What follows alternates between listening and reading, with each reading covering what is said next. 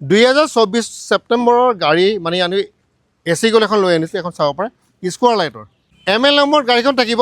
ML মানে মেঘালয়ৰ কোনোবা কাষ্টমাৰ যদি গাড়ীখন কিনিব বিচাৰে 3,80,000 টকা, আৰু এইখন গাড়ী যদি অসমৰ কোনোবা কাষ্টমাৰ বিচাৰে 4,20,000 টকা দিব, 4,20,000।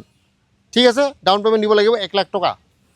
আৰু বেলেগ বেলেগ আছে, আপুনি অৰুণাচলৰ পৰা যদি কোনোবা চাব বিচাৰে মোটামুটি একেই হ'ব প্ৰাইচ, 3,80,000 ধৰি ৰাখক। আমি সেইবোৰ কথা কৈ দিম। তলত চাব আপোনাৰ কণ্টেক্ট নম্বৰ আছে, একদম নতুন গাড়ী, ফিনফিনীয়া গাড়ী, নতুন গাড়ী বুলি আপুনি ক'ব পাৰে। এখন গাড়ী একদম শ্ব'ৰুম কণ্ডিশ্যন গাড়ী, সুন্দৰ গাড়ী, এচি গ'ল্ড পেট্ৰল, 2024 ছেপ্টেম্বৰৰ গাড়ী। ইয়াৰ হিন্দী ভিডিঅ'টো আমি বনাইছোঁ হিন্দী চেনেলত, যিটো অটো আপ নম্বৰ এটা হিন্দী চেনেল আছে, তালৈকে গৈ চাব পাৰে। আৰু গোটেই গাড়ীখন দেখুৱাই দিওঁ। এইখন হৈছে গাড়ী, আপোনাৰ চাওক ফ্ৰণ্ট প্ৰফাইলটো এনেকুৱা ধৰণৰ। এইটো হৈছে ফ্ৰণ্ট প্ৰফাইল, গোটেইখিনি বস্তু ঠিকে আছে।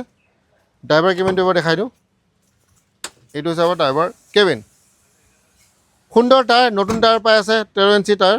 লোড বডিৰ কথা যদি পাতোঁ, 7 ফুট 2 ইঞ্চি দীঘল আৰু 4 ফুট 9 ইঞ্চি বহল। মোটামুটি 900 কিলো আপোনালোকে ইয়াত লৈ যাব পাৰে, 900 কিলো পেলোড। সুন্দৰ, চাওক পেলোডত কোনো প্ৰব্লেম নাই। আকৌ এইটো চাইডৰ বজাত দেখুৱাওঁ, গোটেই গাড়ীখন আপোনালোকে চাই লওক,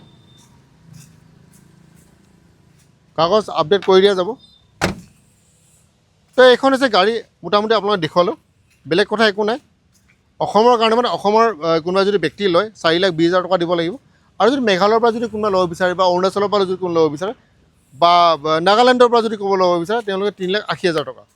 অকল অসমত ফাইনেন্স হ'ব, ফাইনেন্সৰ কাৰণে দিব লাগিব 1 লাখ টকা। ID proof, address proof, civil okay হ'ব লাগিব। ৰেট অফ ইণ্টাৰেষ্ট মোটামুটি 8% পৰা 9%, 1 লাখ টকা, কেতিয়াবা 90,000 টকা হৈ যায়। প্ৰফাইল চাই পিনে কথাটো হ'ব, বেলেগ কথা একো নাই। তলত চাওক কণ্টেক্ট নম্বৰ, গুৱাহাটী ক'ত আহিব লাগিব, কণ্টেক্ট নম্বৰত ফোন কৰিব। এচি গ'ল্ড 2024 ছেপ্টেম্বৰ মাহৰ গাড়ী, পেট্ৰল, দাম ৰখা হৈছে মাত্ৰ 4,20,000 টকা। আহক আৰু গাড়ী লওক।